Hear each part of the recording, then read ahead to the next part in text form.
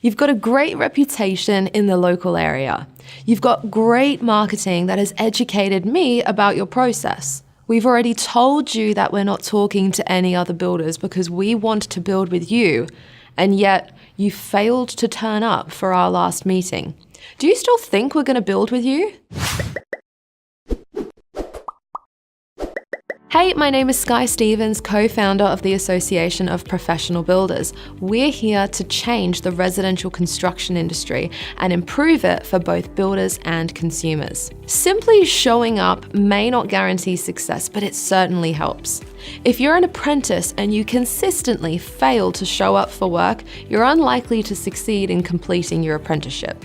Equally, if you're a subcontractor and you constantly fail to show up on the day you're booked in on site, then sooner or later the builders you work for will stop using you and your business will fail. And if you're a builder who fails to return phone calls or show up for meetings with potential clients, again, you are unlikely to win enough jobs to keep your company going. You may have heard the quote that has been attributed to Woody Allen, that 80% of success is showing up. To demonstrate that point, we want to share with you an experience we recently had. We approached a well-known marketing guru who sells training programs that cost 6 figures to coaches and consultants in Australia and the US. We've known of this person for some time.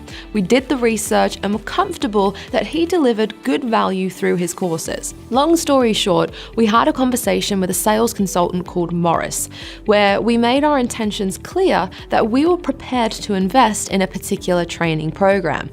Rather than close us, Morris followed his sales process and booked us into a longer session that we rather inconveniently had to make time in our calendar for 2 weeks later.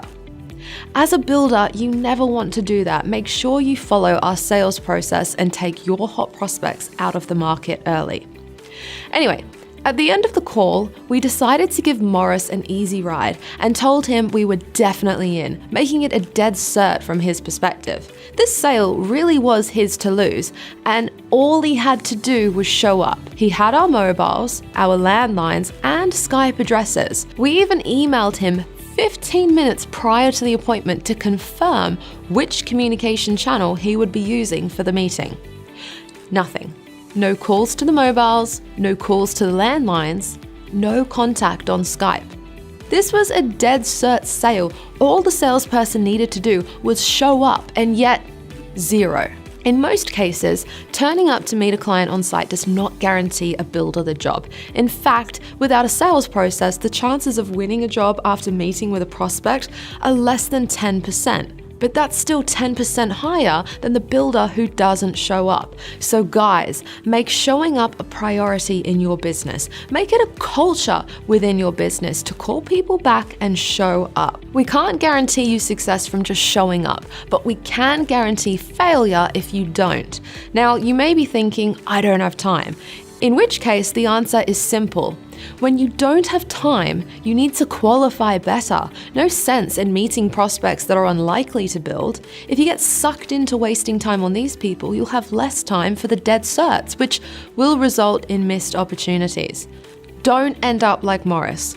Use a qualifying checklist to identify your hot prospects. You can download ours by using the link below this video.